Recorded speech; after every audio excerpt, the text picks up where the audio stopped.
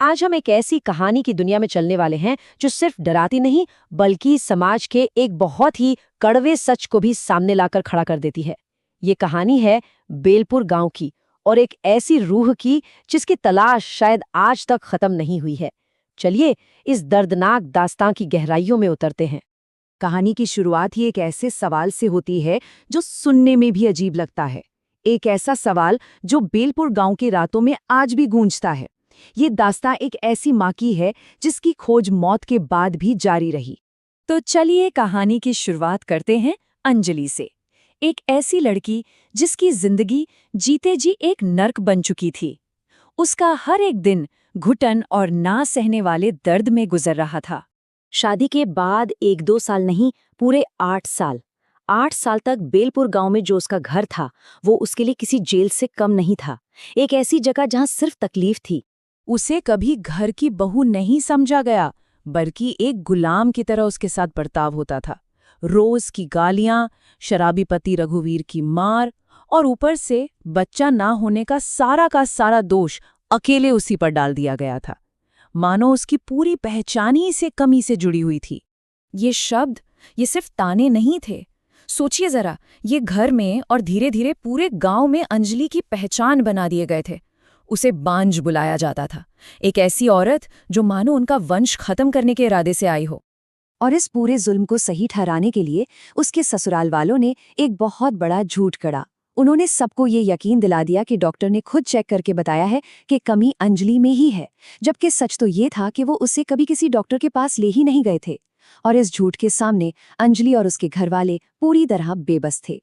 लेकिन फिर कहानी में एक ऐसा मोड़ आता है जब उम्मीद की एक बहुत छोटी सी किरण नजर आती है।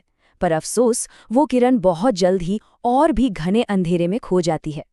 सालों के जुल्म के बाद एक दिन अंजलि को पता चलता है कि वो माँ बनने वाली है। कहते हैं उस दिन सालों बाद उसके चेहरे पर एक असली मुस्कान आई थी। उसे लगा कि शायद अब सब ठीक हो जाएगा, शायद अब उसकी जिंदगी बदल जाएगी। लेकिन अंजलि की उम्मीद और उसके परिवार की हकीकत में जमीन आसमान का फर्क था। जहां अंजलि ये सोच रही थी कि मेरे अंदर एक जान पल रही है, शायद अब सब बदल जाएगा, वहीं उसके परिवार का नजरिया बिल्कुल साफ था। हमें तो सिर्फ वारिस से मतलब है, ये तो बस एक जरिया है। प्रेगनेंसी के बाद भी जुल्म कम नहीं हुआ, बल्कि और बढ़ गया। उसे ठीक से खाना तक नहीं दिया जाता था।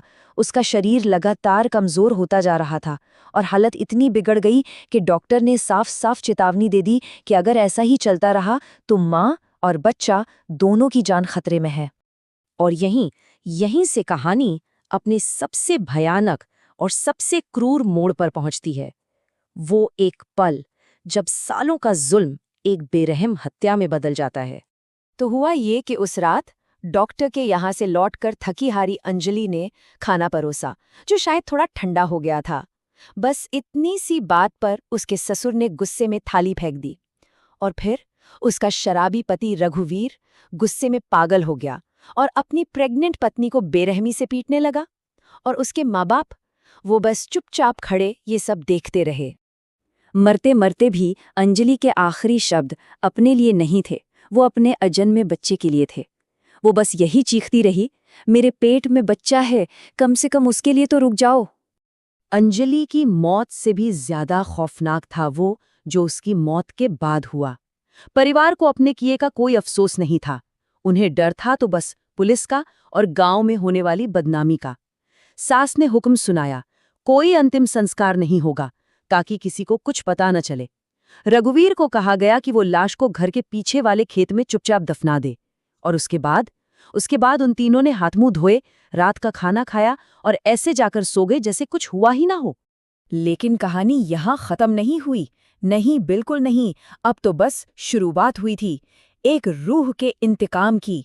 अब इंसाफ करने के लिए एक आत्मा लौट कर आने वाली थी। 3 रातें पूरी खामोशी में बीत गईं। ऐसा लगा जैसे सब कुछ शांत हो गया है, जैसे अंजलि का नामो निशान ही मिट गया हो। लेकिन तीसरी रात उस घर की खामोशी को चीरती हुई एक आवाज गूंजने लगी। एक छोटे बच्चे के रोने की आवाज। एक ऐसी आवाज जो पता नहीं कहां से आ रही थी। और यही उस परिवार के खौफ की शुरुआत थी। अब ये डर सिर्फ घर के अंदर नहीं रहा। गांव वालों को रात में पीपल के पेड़ के नीचे एक औरत रोती हुई दिखने लगी। सास को हर पल, हर कोने से बच्चे के रोने की आवाजें आती।